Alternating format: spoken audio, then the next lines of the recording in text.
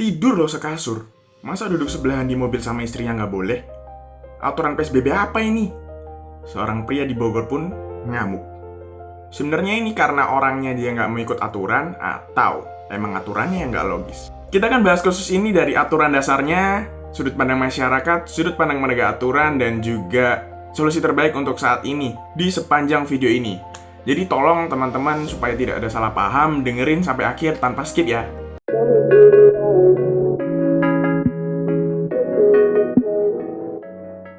Yap, welcome back to Gamma the Thinker.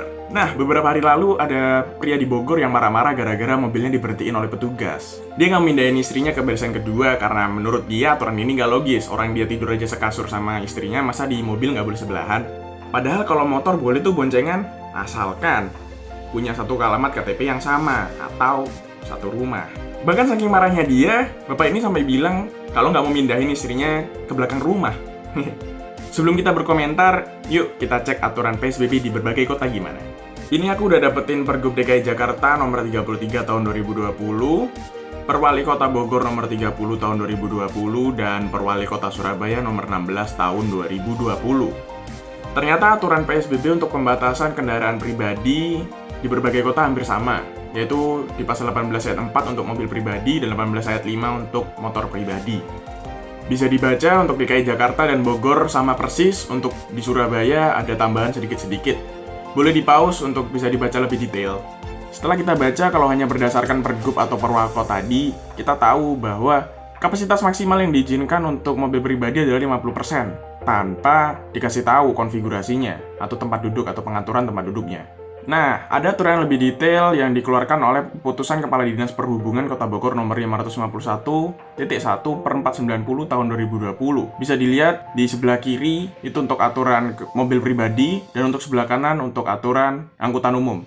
Bisa dilihat bahwa untuk mobil sedan maupun tidak sedan, barisan paling depan hanya boleh diduduki oleh pengemudi dan penumpang yang lain di belakang. Sedangkan untuk motor dibolehkan satu pengemudi dan satu penumpang dengan syarat alamat KTP yang sama alias rumah. Aturannya jelas kan ya? Nah, berarti pria di Bogor tadi udah bener-bener salah dong ya? Tapi, coba kita lihat lagi lebih dalam alasan dari bapak ini. Kenapa kok nggak mau mindahin istrinya di belakang? Kata bapak ini, aturannya nggak logis. Dia tidur sekasur, tapi kenapa di mobil harus nggak boleh sebelahan? Nah, dia juga ngikutin aturan-aturan agamanya dia, prinsip-prinsip agamanya dia. Tapi, dia juga mengikuti aturan pemerintah untuk PSBB di bagian lain. Contoh, dia udah pakai masker, dia udah bawa hand sanitizer, tapi untuk yang satu ini dia nggak mau. Kalau dipikir-pikir, ada benernya juga sih. Tapi di video ini kita bahas secara logika sederhana aja ya. Kita nggak bahas tentang agama dan prinsip-prinsipnya. Kalau misalnya ada yang membahas agama dan prinsipnya, di kolom komentar boleh sih.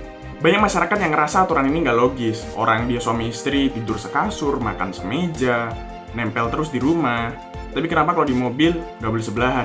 Padahal, kalau motor boleh boncengan, kalau serumah. Apa kalau misal naik motor, itu depan belakangan.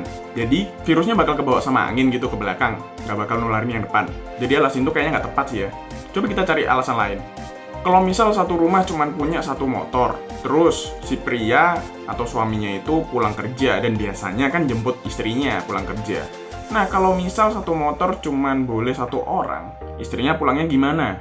Ngojol. Orang ojol aja nggak boleh bawa penumpang sekarang. Sama temennya, tambah ngawur. Nah, mungkin alasan itu bisa diterima sih ya. Jadi kita nggak bandingin lagi ya antara mobil kenapa nggak boleh sebelahan dengan motor yang boleh boncengan. Sekarang kita bahas murni kenapa barisan paling depan mobil hanya boleh diisi oleh pengemudi. Ada beberapa masyarakat yang pendapatnya bisa kita jadikan masukan. Yang pertama, yaitu tim revisi aturan. Pendapat ini menganggap bahwa aturan ini memang nggak logis dari awal. Mungkin karena persiapan dari pembuatan aturan ini kurang, jadinya aturan ini sedikit cacat.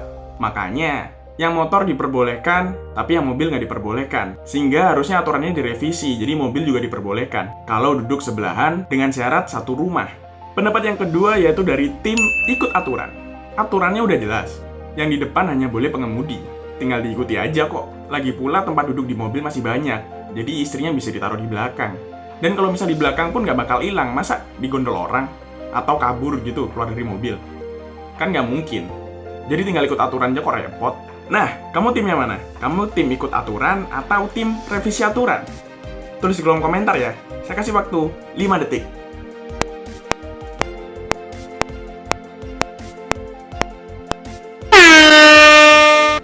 tadi itu dua pendapat dari masyarakat. Nah, sekarang pernah nggak kamu kepikiran kalau dari sudut pandang penegak aturannya atau petugas yang jaga?